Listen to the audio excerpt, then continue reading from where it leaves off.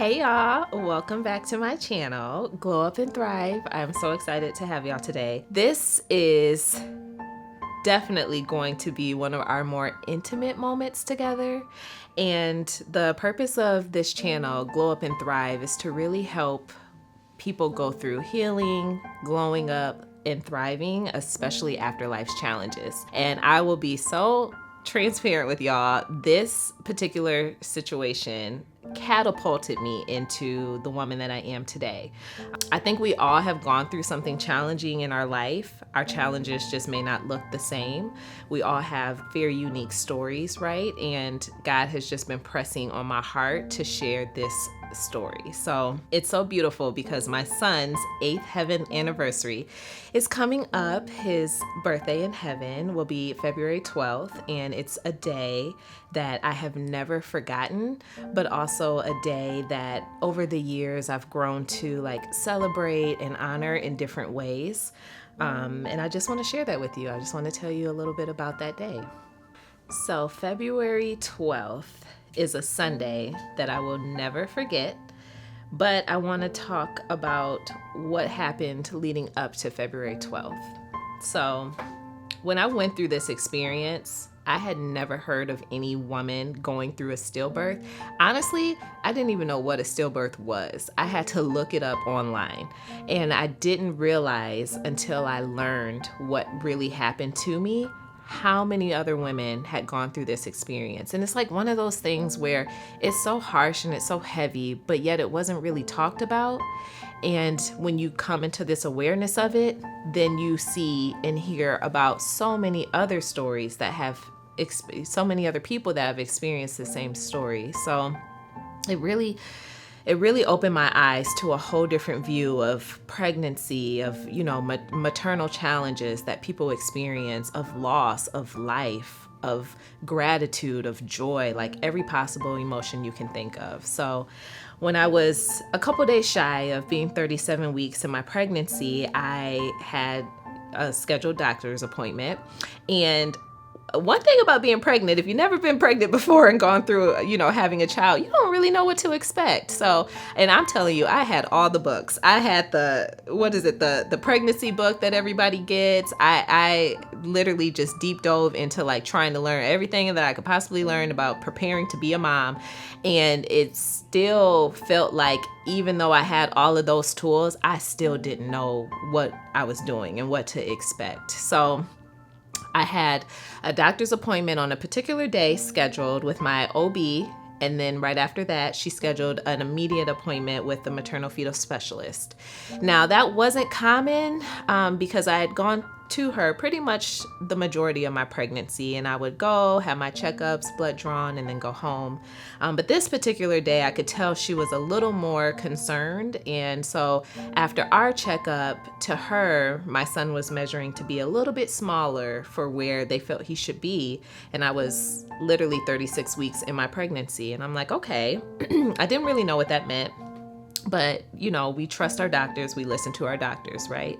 So after her concern, she booked an appointment with me to go to the maternal fetal specialist. So I immediately left her office, went over to the specialist's office, and just sat, in the waiting room, waiting patiently for my turn, for my appointment. I felt pretty calm. For the most part, I didn't know what I was walking into. So I was just patiently waiting and praying, because I would pray before all of my appointments.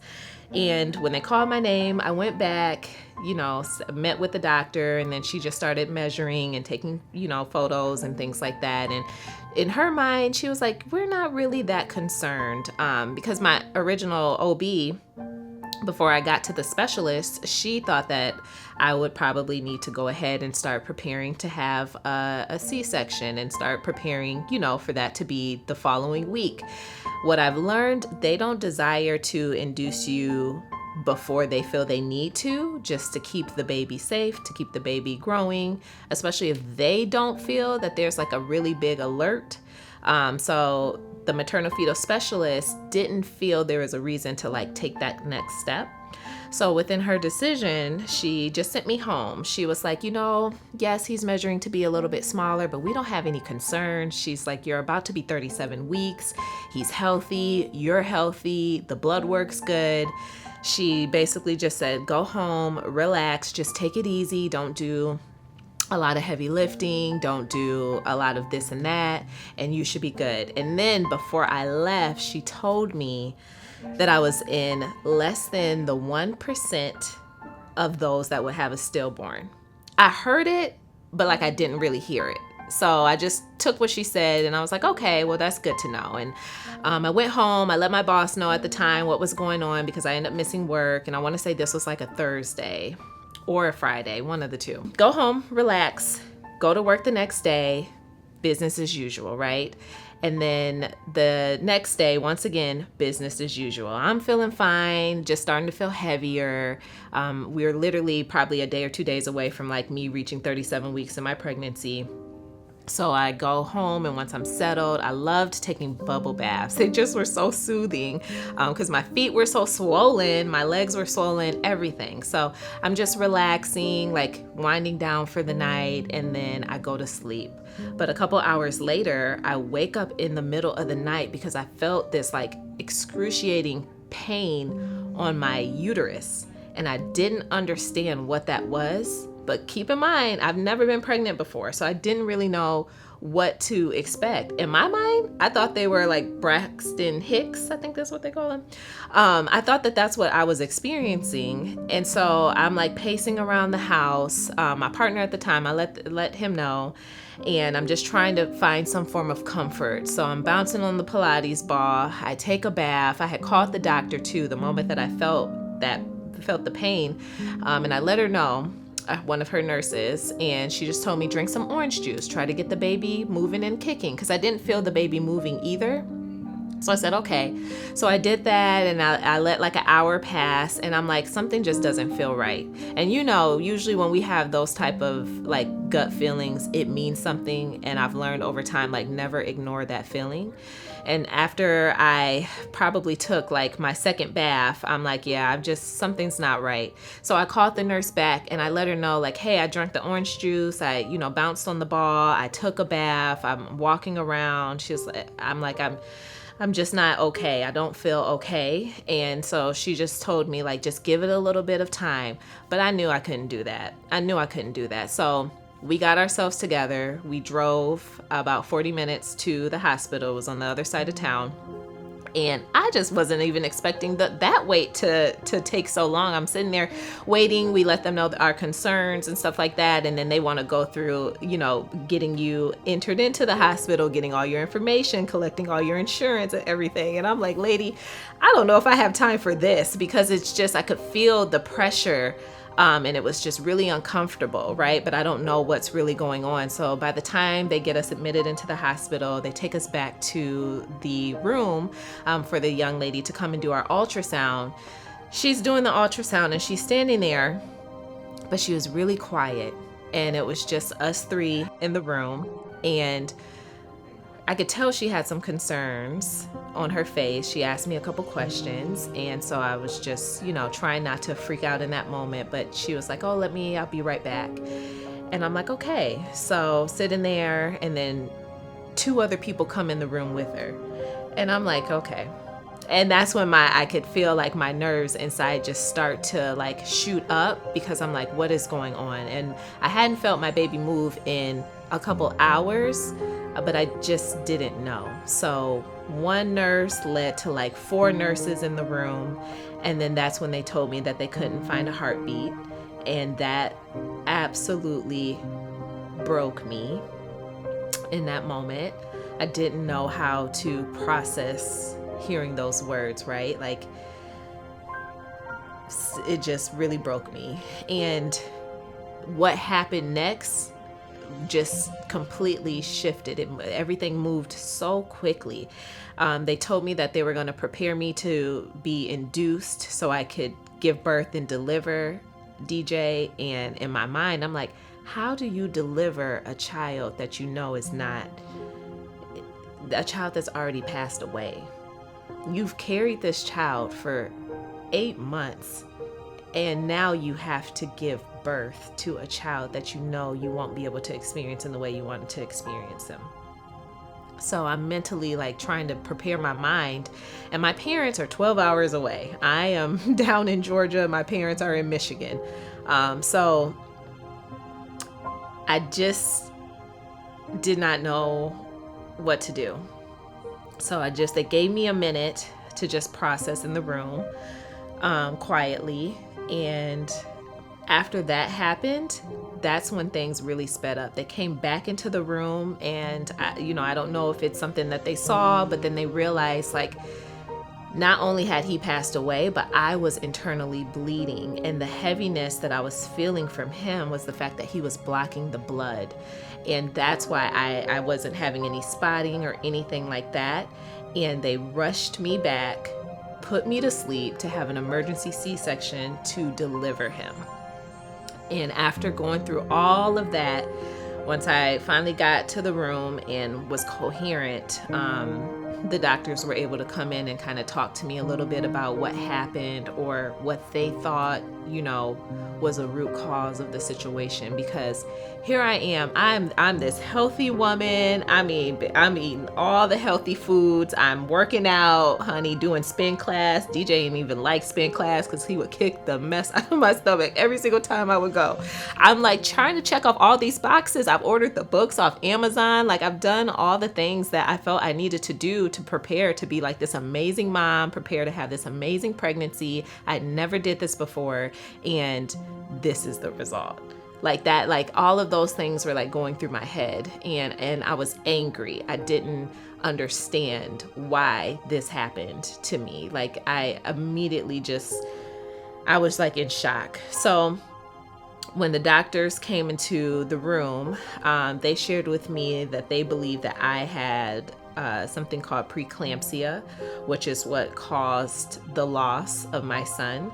So I ended up having a complete separation from my uterus. A placenta abruption is what it was called. And I think it has another name for it too, but basically where it just completely detaches from the uterus, and that's what caused the baby to pass away.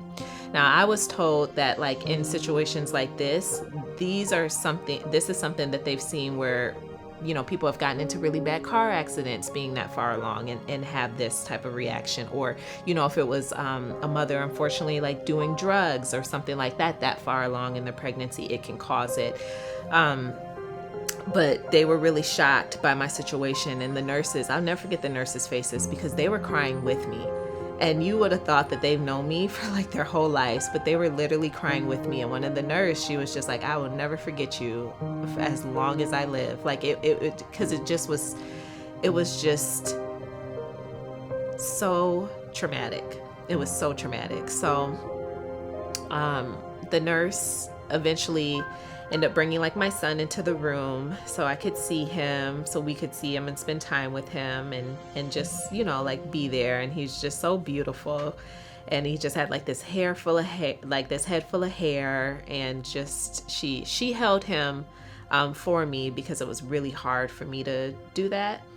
And I was so grateful for that. I was so grateful for that, and the prayers and everybody just calling and checking up. And next thing you know, we got people flying in town, staying weeks at a time, days at a time, and things like that, just to try to, help ease the after situation. And so by the time I got home out of the hospital, I think I was in the hospital for just a few days, but by the time I got home, that I think is when everything like really set in, what I'd gone through, and that the fact that like my son really passed away.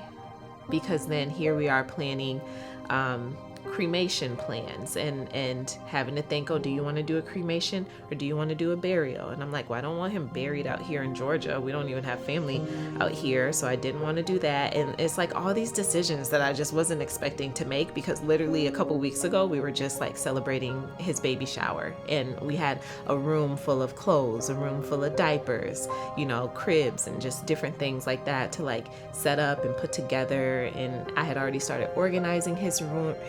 So it was just a lot to deal with at once, and I was so grateful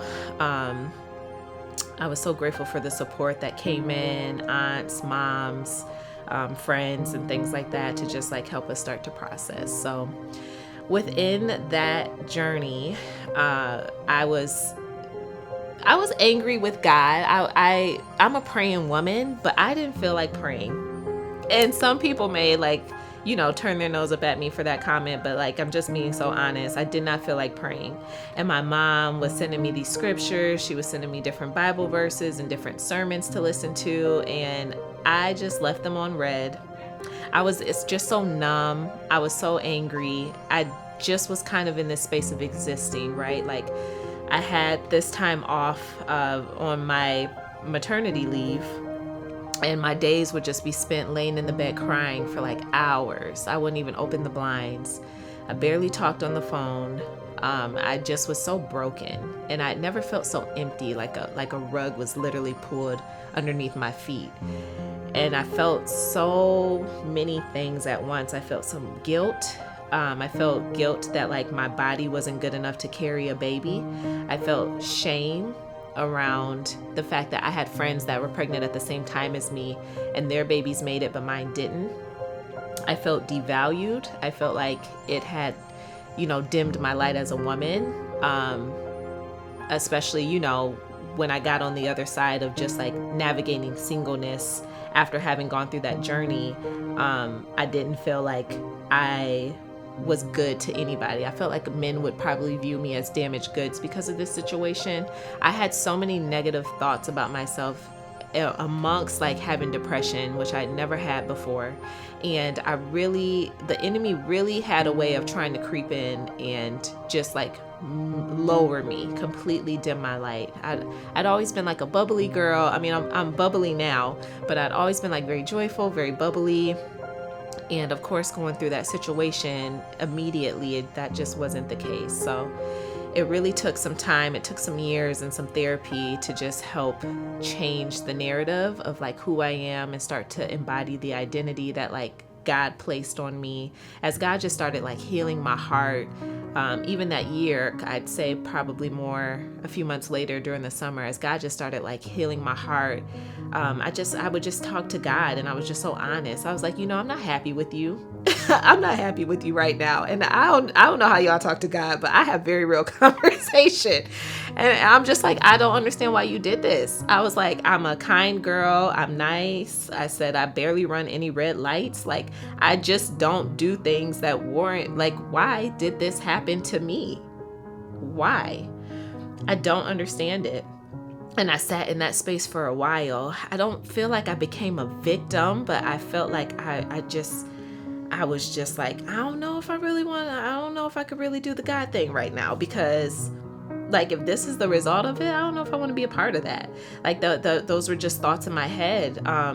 And so God is so gracious too at the same time, because it's like he never took his hand up off of me, even in those moments, even within those feelings, even within the darkness. And something about grief, it comes in like an ocean wave, if that makes sense. It comes and goes. The tide will come in, and then it'll go back out, and then it'll come back in, and then it'll go back out. But sometimes it stays out a little longer. And that's kind of how grief is. You can't anticipate when you're going to feel the heaviness of it. You can't anticipate when you're going to have the breakdown. I had a breakdown in Target, and I had to just leave. I was like, I can't even be here. And Target was a place that I spent so much time, because I would shop and get a lot of stuff for DJ, a lot of his clothes, a lot of his shoes, a lot of his diapers, preparing him to just come. And so I stopped going to a lot of those places just to protect myself. But even within all of those things, like I was saying, God's grace just never left me. And when I was ready for him, it's like he was ready for me. When I was ready to start mending my heart, I would just simply say, Lord, help me, help me, help me, help me, help me, help me. I'm trying, and I want I want to feel better. I realized I tried to sweep the feelings of like his loss under the rug for a while, and I couldn't do that because I just didn't want to experience it. And even in my mind, I had a moment, I was like, well, maybe I just need to have another baby. And then if I have another baby, it'll just make up for this and stuff like that. And it was just such reactive because I had no control over my emotions because my emotions were just numb. So when I was ready in due time, like I started listening to some of those messages that would like speak to my heart. They would speak to the brokenness. They would speak to the anger. They'd speak to like the disappointment that I had with God. And those messages at that time were like putting a Band-Aid on a wound, if that makes sense. Like it started to feel my spirit again when I was ready for my spirit to be filled. It started to heal the things in me when I was ready for it to be healed. And that's why I say God is so good, and he's so patient, and he's so gracious, and he's so understanding. And people mourned with me in this loss. People that didn't even know me, people that did know me would hold space for me. And I had to start learning how to hold space for myself. So it's like one day I woke up, I literally laid in bed for like 24 hours and cried one day. And after that day, it's almost like it broke something off of me and then renewed me at the same time, because then I was ready to start going outside again, start recovering my body, because my body still thought that I delivered a child, right? Like they had wrapped my breast up so it wouldn't produce any milk. I had a C-section, so I needed to start rebuilding my strength. So I started slowly but surely doing a little at a time, opening the blinds one day for multiple days in a row, going for a walk in like this little cul-de-sac that I lived in at the time, and just getting my steps in that way. And then I started building those habits upon each other because I was honest with where I was at with my healing, and I was actually ready. So God just really, I can't stop saying that. Like God just really graced me, and he really took care of me. And those scriptures, when you're going through a hard time, when you're battling something specific, I used to think that listening to too much of something would like overwhelm me, but I listened to who I felt like God called me to listen to, because every preacher isn't for every season of my life, to be honest. I've realized that some people I gravitate to in certain seasons more than others. So when I started listening to the word again, it was literally messages that pertain to what my heart needed, and I would just journal. I started journaling all my thoughts, journaling how I felt. Sometimes I didn't have anything to say, and I would journal. I really don't have anything to say right now, or I feel numb, or this and that, and things like that, just to like brain dump so I didn't feel like I had to carry it as much. And that was the first year that I started therapy. 2017 was the first year I started therapy. So it'll be 8 years this year since I have been going to therapy. And when I tell you, it helped me so much. It helped me, and it really got me out of my own head. It felt like for that hour, I could like take my head off, put it on the table, and just like not think, not worry. If I needed to just sit there in silence, she honored that. She helped me navigate just the changes, the trauma. And I had a Christian therapist too. At that time, it was important for me to have someone that, aligned with that belief, because at the end of the day, that was a belief that I have in God. And that's what I related to, no matter how angry or disappointed I may have felt. But over time, God really started restoring me, and restoring my heart, and restoring my mind, and restoring my thoughts, and just healing my body, and helping me find joy again. And like the joy of the Lord is an unmatched joy. It can't be filled by anything.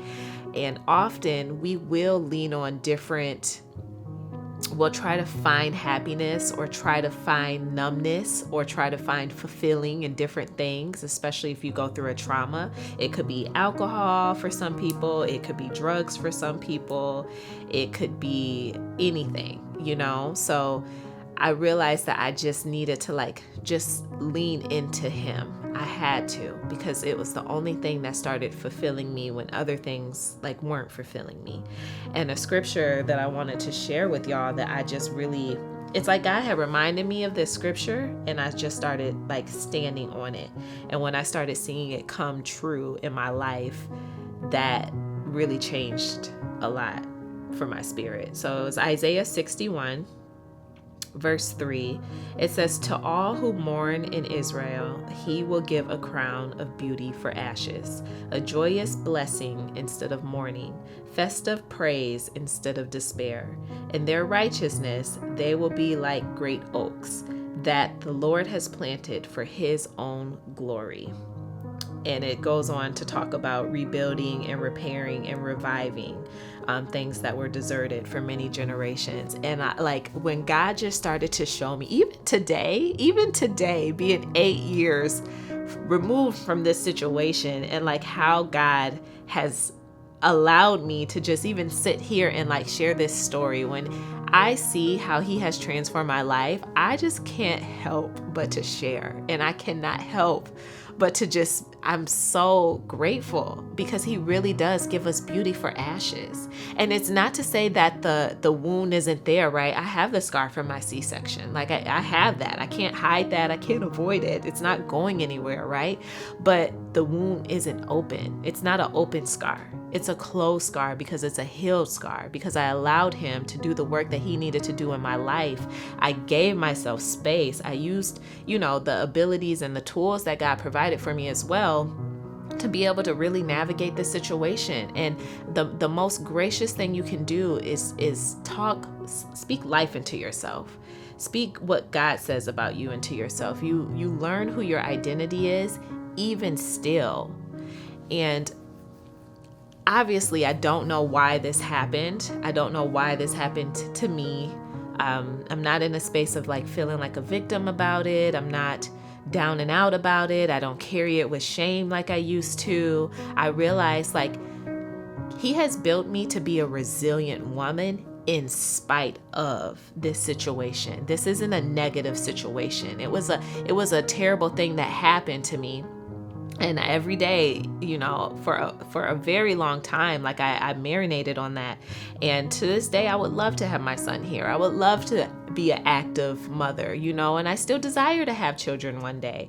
That hasn't changed my desire. But even within that situation, God has still been good. God has still been good. There is so much glory to still give him. And like I said, I believe he gives you beauty for ashes. And I believe that one day he'll continue to give me different desires of my heart. And he spared my life, because this could have taken me as well as my son. And how that would have been even more traumatic. But the second chance that God gave me showed me I needed to do things differently. It showed me I needed to make different decisions. It just showed me how his grace, he has never ever left me. He has kept me this whole entire time. What being set apart really looks like, and the restoration of it all. If you were to meet me today, you wouldn't even know that this is my situation. But I share this story for the next mom that may go through this. I share this story for a mom that may have experienced a miscarriage or a stillbirth, trying to navigate the situation, not even seeing an out. I saw grace in specific women that went through this before me, and I said, Lord, I want to be that woman.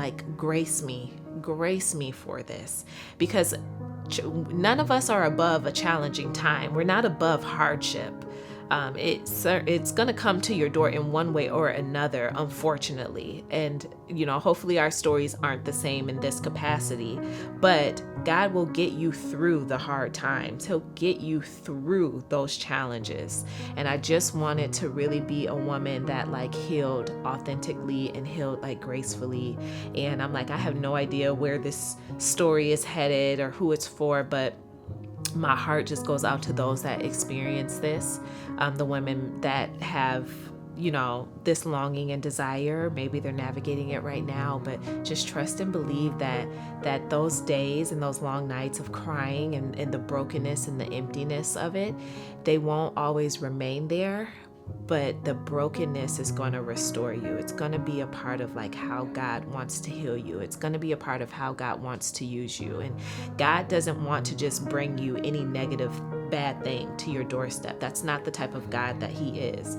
He wants to be able to uplift you and use you and propel you forward. So even in the midst of those times, like, I just pray that people don't forget that. And I don't know. I pray that this like blesses y'all in some capacity. So if you are not already subscribed or a part of this family, what are you doing? We would love to have you. Please definitely hit the subscribe button. If you know someone that needs to just have this message of encouragement, please share this with them. We're a community. We do life together. We cannot do life alone. And my community is definitely a part of like what helped me get through these challenging times. So I just pray that this like blesses you. I pray that y'all come back. Yeah. That's DJ's story. So just in honor of DJ celebrating his 8th heaven anniversary, I just thank God that He allowed me to experience pregnancy, experience carrying a child. I just mother differently, but hey, I'm still a mom. So, but until next time, y'all take care.